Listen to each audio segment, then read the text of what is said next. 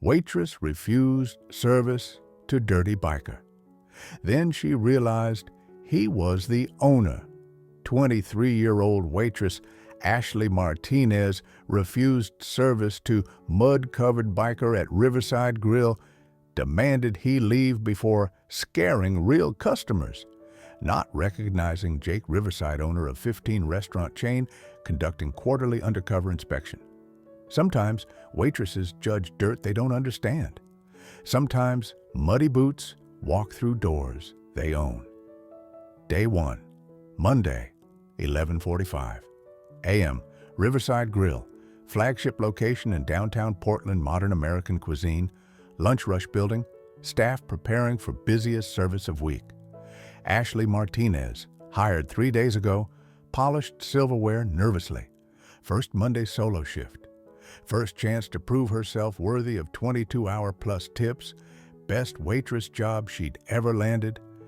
Manager Diana Chen had briefed morning staff. Corporate does quarterly inspections, unannounced. Owner Jake Riverside sometimes visits personally, checks service quality. Treat every customer like they might be evaluating you. Ashley had nodded, not really listening. Rich owner wouldn't eat at his own restaurant. Too busy counting money. 11:43 a.m., door opened. Man entered, maybe 35, wearing motorcycle gear, jeans caked with mud, boots leaving dirt tracks, face streaked with road grime, leather jacket torn at shoulder. Ashley's stomach dropped. Wrong clientele entirely. Other diners, business professionals in suits. Upscale lunch crowd glanced up, some frowning at muddy intrusion. Man walked to counter, smiled at Ashley. Table for one, just riding through, saw your sign. Ashley blocked path to dining room. Sir, I'm sorry, but we have dress code. You're quite muddy. Maybe you could clean up first? Restroom around back? Appreciate that, but I'm pretty hungry. Just finished long ride. Mind if I grab quick lunch first? Ashley glanced at clean dining room, imagined mud on upholstered chairs, dirt on white tablecloths. Diana would be furious. Sir, honestly, you're going to scare our regular customers. This is upscale establishment. Maybe try diner down the street. They're more casual. Man studied Ashley, expression unreadable. I see. Too dirty for your restaurant. Nothing personal, just maintaining standards. I'm sure you understand. Man nodded slowly. Actually, I do understand. More than you know, but I've been riding 6 hours. Really need food. Promise I'll sit in corner, won't bother anyone. His patient tone made Ashley uncomfortable, but rules were rules. Before Ashley could refuse again, Diana emerged from kitchen, saw muddy biker, face paling instantly. Jake, I didn't know you were... She caught herself. Sir, welcome to Riverside Grill, right this way. Diana, your waitress here says I'm too dirty for the dining room. His tone remained calm, almost amused. Diana shot Ashley a warning look. Ashley, this is... It's fine, Jake interrupted. She's protecting restaurant image. That's good instinct. Ashley, right? How long have you worked here? 3 days, sir. And you're already enforcing dress codes. Impressive initiative. He smiled. Tell you what, I'll clean up in restroom, come back presentable. Fair? Ashley nodded, confused by Diana's nervous energy. Jake disappeared into restroom. Diana pulled Ashley aside urgently. Do you know who that is? Muddy biker? Jake Riverside, the owner of this restaurant, and 14 others. He does quarterly undercover inspections, shows up covered in road dirt to test how staff treat undesirable customers. Ashley's world tilted. I just told the owner to eat at the diner down the street. Yes, you did. Jake returned, cleaned up but still wearing torn motorcycle gear. Diana seated him personally at corner table, shot Ashley another meaningful glance. "Ashley will be your server today," Diana said carefully. Jake nodded. "Perfect." Ashley approached table, hands shaking. "Mr. Riverside, I'm so sorry." "Just Jake, and don't apologize yet. Haven't eaten. Might be terrible service." He smiled. "What do you recommend?" The salmon is fresh today, chef's specialty." "I'll take burger, medium rare, fries, water." Ashley wrote order, fled to kitchen. Diana followed. "Listen carefully. Jake tips $500 if service impresses him. Fires people if treatment reveals bias. He's testing you. This is your one chance." "What do I do?" "Serve him like you'd serve anyone. No special treatment because he's owner. No groveling because you made mistake. Just be professional." Ashley delivered water with shaking hands. Jake sipped, watching her thoughtfully. "You seem nervous."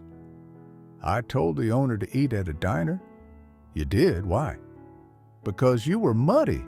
I thought you'd make other customers uncomfortable." "Did I?" Ashley looked around. Nobody was paying attention to Jake. They were eating, chatting, completely unconcerned. "No, actually." "Interesting." Ashley served burger, tried to be professional despite mortification.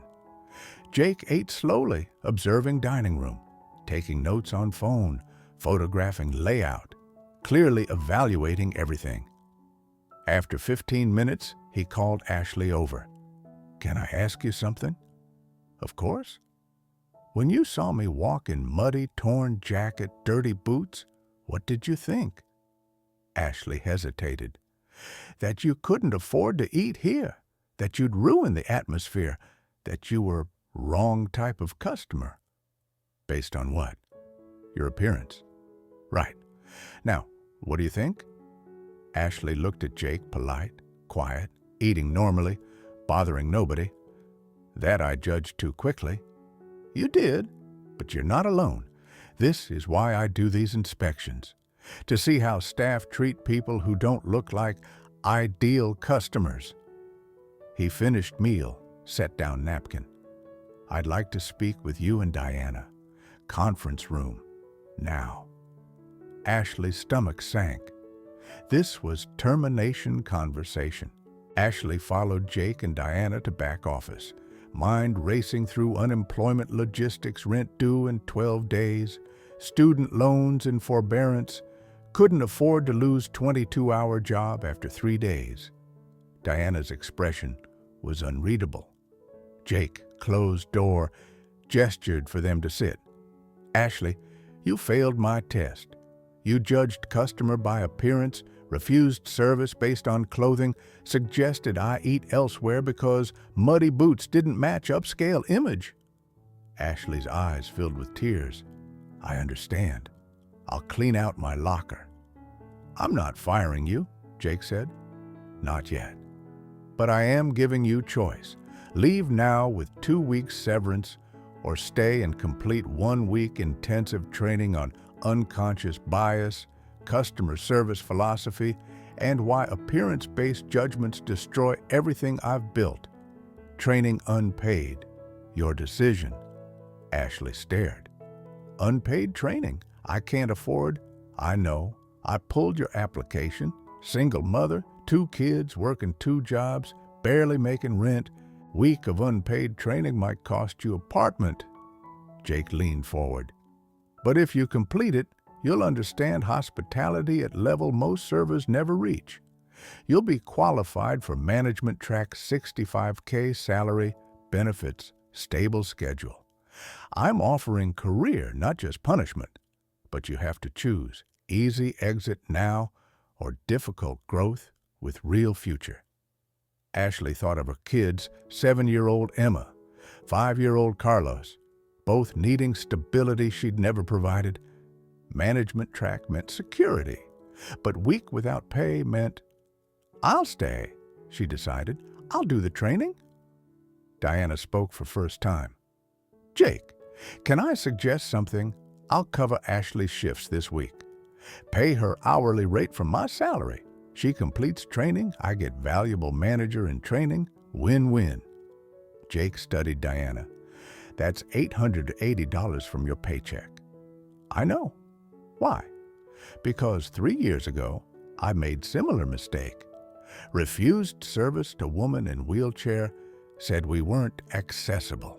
She was food critic, destroyed our rating. You didn't fire me, you trained me. Now I'm your best manager. Ashley deserves same chance. Day 2, Tuesday. Training began. Jake brought in diversity consultant Maria Gonzalez, former homeless woman who'd built hospitality training empire. Maria's first question to Ashley, why do you think Jake does muddy biker test? To catch discriminatory employees? Wrong. He does it because he was that muddy biker. 20 years ago, Jake rode motorcycle cross-country, stopped at a nice restaurant in Seattle, got refused service because he looked homeless. That rejection changed his life. He vowed if he ever owned restaurants, nobody would be judged by appearance. Maria showed photos. Young Jake Riverside, 15 years old, sleeping on motorcycle, homeless after parents died, riding to Portland looking for work. Your owner knows exactly what being dismissed feels like. He built 15 restaurants on principle that everyone deserves dignity regardless of how they look. Ashley absorbed this. Jake's test wasn't academic, it was personal. She'd reenacted his trauma. I didn't know, Ashley whispered. That's the point. You never know someone's story, but you can choose to treat them with respect anyway. Day 3, Wednesday, field training. Maria took Ashley to homeless shelter, soup kitchen, community center. Serve lunch here, same care you'd give Riverside Grill customers. Ashley served food to elderly veteran, young mother with 3 children, man clearly struggling with mental illness, teenager who'd run from abuse. One woman, maybe 50, weathered face, torn clothing reminded Ashley of her own mother before she died. Addiction, homelessness, early death. What would you like? Ashley asked gently. Whatever's available, I'm not picky. Ashley gave her extra portions, sat down beside her. This must be hard. Woman's eyes filled with tears. Hardest part isn't hunger, it's being invisible. People look through me like I don't exist. You're first person in weeks to see me as human. Ashley understood. Jake's lesson wasn't about muddy boots. It was about seeing humanity regardless of packaging. Day 4, Thursday. Jake brought Ashley to corporate office, introduced her to Antonio Chen, CFO of Riverside Restaurant Group, impeccably dressed in $5,000 suit. Ashley, this is Antonio. He makes $400K annually, drives Mercedes, lives in Pearl District penthouse. Then Jake showed photo. Same man, 10 years younger, wearing prison uniform. Antonio served 5 years for drug trafficking. Nobody would hire ex-felon. I gave him dishwasher job. He worked up to CFO. Today, he manages $50 million budget. Antonio spoke. Jake saw past my record, past my mistakes, saw potential. If he'd judged by appearance, prison tattoos, criminal background, I'd still be unemployed. Instead, I help run company. Jake turned to Ashley. Tomorrow, final test. You'll work lunch rush. I'll send in 3 problem customers. You won't know who they are. How you treat them determines whether you pass training. What if I fail? Then you've learned nothing, and this week was wasted. Ashley barely slept Thursday night, mind spinning through scenarios. What would problem customers look like? Homeless, disabled, different race. How would she recognize test without profiling exactly what Jake taught her not to do? Diana texted at 2 a.m. Stop overthinking. just treat everyone like you'd want your kids treated when they're adults struggling. That's the whole lesson. But Ashley kept imagining failures. What if she hesitated serving someone and that hesitation was test? What if she gave extra good service to someone unusual and that try-hard performance revealed she was still categorizing people? At 5 a.m., she called Maria. I don't know how to just not judge. My brain automatically categorizes people. Rich, poor, clean, dirty. How do I turn that off? Maria's answer, you don't turn it off. You notice it, then choose differently. Awareness isn't eliminating bias, it's choosing kindness despite bias. 11:30 a.m. Ashley clocked in, hands trembling. Diana squeezed her shoulder. Remember, everyone deserves dignity. That's it. That's the whole job. Lunch rush began normally. Business professionals, tourists, regulars. Ashley served efficiently, professionally. 12:15 p.m. First unusual customer, elderly woman, shopping cart full of belongings, clearly homeless, shuffled to counter. Do you have bathroom? Voice barely audible. Ashley's first instinct, security risk, might steal, scare customers. But she remembered Maria's lesson, choose kindness despite bias. Of course, right through there, take your time. Woman emerged 10 minutes later, cleaner. Thank you for not making me feel ashamed. Would you like menu? I don't have money. Ashley remembered shelter woman. Hardest part is being invisible. Coffee's on the house. Leftover pastries from breakfast. Can I bring you some? Woman's tears came fast. God bless you. Ashley served her in corner booth, same care as any customer.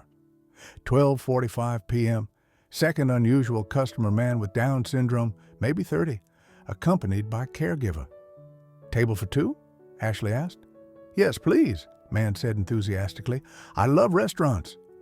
Some nearby diners stared. Ashley ignored them. Seated pair by window. Best view in house. She served them patiently, answering man's many questions about menu, laughing at his jokes, treating him exactly like she'd treat anyone. You're nice, he told Ashley. Lots of waitresses act like I'm stupid. You don't. That's because you're not stupid. You're my customer, and you deserve respect. 1:15 p.m. Third unusual customer, young woman in hijab speaking limited English, nervous. I'm sorry, do you have halal food? Ashley didn't know. Let me check with chef. She ran to kitchen, asked head chef Marco, do we have halal options? Vegetarian dishes are halal. No pork, no alcohol in preparation. Pasta primavera, grilled vegetable plate, quinoa bowl, all halal. Ashley returned. We have several options. May I show you? She explained each dish carefully, patient with language barrier, made sure woman felt comfortable. Thank you for not making me feel different, woman said, quietly. 1:30 p.m. Jake emerged from kitchen where he'd been watching through window.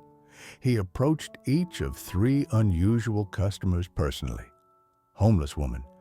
I'm Jake Riverside, owner. How was service? That girl Ashley, she's Angel. First person in months to treat me like human. Man with Down syndrome. She was super nice, my favorite waitress ever. Woman in hijab. Very respectful, helped me find appropriate food. I will return. Jake approached Ashley. Conference room, now. Diana gave thumbs up, smiling. In conference room, Jake sat across from Ashley. You passed. All three test customers reported exceptional service. But more importantly, you treated them identically to every other customer. No groveling, no performative kindness, just dignity. That's what I built this company on. I almost failed, Ashley admitted. When homeless woman came in, my first thought was security risk. When man with Down syndrome arrived, I wondered if he'd be difficult. When woman asked about halal, I felt annoyed I had to check. But you didn't act on those thoughts. You noticed bias, then chose differently. That's all anyone can do. We can't eliminate prejudice immediately, but we can choose kindness despite it. He slid paper across table. Management trainee contract. $65K salary. Benefits start immediately. Training program begins Monday. You've earned it. Ashley stared at contract. Tears starting. Why invest in me? I failed your first test because you chose to learn rather than quit. That's rarer than you'd think. But Ashley didn't sign immediately. Before I accept, I need to know, were those 3 customers real or actors you hired? Jake smiled. What do you think? I think it doesn't matter, because every customer might be test. Every person might be evaluating me. But more than that, every person deserves dignity whether they're testing me or not. Jake nodded. That's the lesson. Those 3 were real customers who happened to be regular volunteers for my quarterly tests. Woman with shopping cart, former Riverside Grill manager who lost everything to medical bankruptcy, now helps me teach empathy. Man with Down syndrome owns coffee shop 2 blocks away, successful businessman who faces discrimination daily. Woman in hijab food blogger with 300K followers who reviews restaurants on cultural sensitivity. Ashley's eyes widened. The blogger? Just posted 5-star review praising your service. You passed test you didn't know you were taking? That's real character. 3 months later, Ashley's first day as official floor manager, keys to restaurant on lanyard around neck, clipboard in hand, responsibility for 12-person serving staff, morning briefing, smell of fresh coffee mixing with cleaning solution, sound of chairs scraping as staff assembled, fluorescent lights humming overhead, her own heartbeat loud in ears. Listen up, Ashley began, voice steadier than she felt. Today's training topic, unconscious bias. Show of hands who's ever judged customer by appearance? Every hand raised, including Diana's. Good. Honesty's required here. I'll start. Ashley described her first day. I told the owner to eat at diner down the street because he was covered in mud. Didn't recognize him, didn't care to.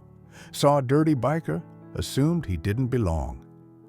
Newest server, Rachel, 19-year-old college student, raised hand. What happened? He gave me choice, quit or learn. I chose learn. Spent week in unpaid training that taught me everyone has story I can't see. That dignity isn't earned by appearance, it's given by choice. She showed photo of Jake on motorcycle, 15-year-old homeless kid. Our owner built 15 restaurants after being refused service for looking poor. He tests us because he knows what rejection feels like. When we judge customers by clothes, bikes, disabilities, language, we're repeating trauma Jake experienced. We can break that cycle. Rachel asked, how do you stop judging? You don't stop noticing differences. You stop letting differences determine treatment. You notice bias, feel it, then choose kindness anyway. Jake entered during briefing carrying box. Ashley, can I borrow your staff? He opened box, pulled out 15 leather jackets. Custom Riverside Grill staff jackets, but look closely. Each jacket had small patch inside collar. Dignity first, founded on second chances. 20 years ago, Jake said quietly, I was homeless kid on motorcycle, refused service at nice restaurant because I looked wrong. That rejection could have destroyed me. Instead, it inspired me. I vowed if I built anything, it would be a place where everyone matters regardless of packaging. He held up Ashley's jacket specifically. Ashley, 3 months ago, you failed my test. Today, you're teaching others what you learned. This jacket, you earned it, not by being perfect, by choosing growth over comfort. Ashley took jacket, feeling weight of leather, seeing her name embroidered, smelling new material mixed with Jake's story. None of us deserve grace, Jake interrupted. We receive it anyway. Then we extend it. That's how the cycle breaks. 1 year later, Ashley promoted to regional manager, overseeing 5 Riverside locations, training new managers, implementing dignity-first protocols. Company culture shifted. Undercover boss inspections became industry standard, other restaurant chains adopting Jake's model. Ashley launched Second Plate program, feeding homeless community through restaurant partnerships, proving profitability and compassion coexisted. Food critics wrote, Riverside Grill succeeds not despite inclusive philosophy, but because of it. The homeless woman from Ashley's test, Linda Chin, returned to work for us as Ashley's assistant manager, bringing lived experience to training programs. Man with Down syndrome, David Park partnered with Riverside on employment program for workers with disabilities, creating 20 jobs across 5 locations. Food blogger in hijab Fatima Al-Rashid became cultural sensitivity consultant for restaurant industry, crediting Ashley's treatment as inspiration. Year ago, I walked into Riverside testing whether hijab-wearing Muslim would receive respectful service, Fatima told Hospitality Conference. Ashley didn't just pass test, she showed genuine curiosity about my needs. That's difference between tolerance and dignity. Ashley's promotion celebration at flagship location, 100 guests, staff, family, community partners, Jake. Her kids Emma, 8, and Carlos, 6, attended, first time seeing mom honored professionally. Emma asked Jake, "Why did you give mommy job when she was mean to you?" Jake knelt. "Your mom wasn't mean, she made mistake. But when I offered her choice quit or learn, she chose hard path. That's courage. Courage matters more than perfection." Carlos tugged Ashley's new jacket. "You look important." "I am important," Ashley replied, believing it for first time. "Not because of title, because I learned everyone's important. Muddy bikers, homeless women, kids with disabilities, moms working 2 jobs, everyone matters. Mr. Jake taught me that." Jake raised glass to Ashley, who proved that one mistake doesn't define you. What defines you is choosing to grow beyond it. 5 years later, Dignity First training program reached 300+ restaurants nationwide, hospitality industry adopting appearance-neutral service standards. Ashley became VP of Operations, managing 40 Riverside locations, mentoring 200+ managers, speaking at conferences. Jake's muddy motorcycle gear remained displayed at flagship location, permanent reminder that appearances deceive. Reporter asked at anniversary, "Some say elaborate undercover boss tests are manipulative. Your response?" Ashley answered, 5 years ago, I refused service to Muddy Biker, not knowing he owned the restaurant. My judgment based on appearance almost cost me career, cost my kids stability. Jake could have fired me. Instead, he taught me that everyone deserves dignity, that muddy boots might walk through doors they own. That lesson changed my life, changed my kids' futures, changed how I see everyone. Sometimes waitresses judge dirt they don't understand. Sometimes muddy boots walk through doors they own. And sometimes homeless teenager becomes restaurant owner who teaches the lesson he learned the hard way, that dignity isn't determined by appearance, respect isn't earned by clothing, And muddy boots carry more wisdom than polished shoes ever could. The wisdom to see humanity beyond packaging, to extend grace despite mistakes, and to build empire on simple truth that everyone, absolutely everyone, deserves to be treated like they matter, because they do.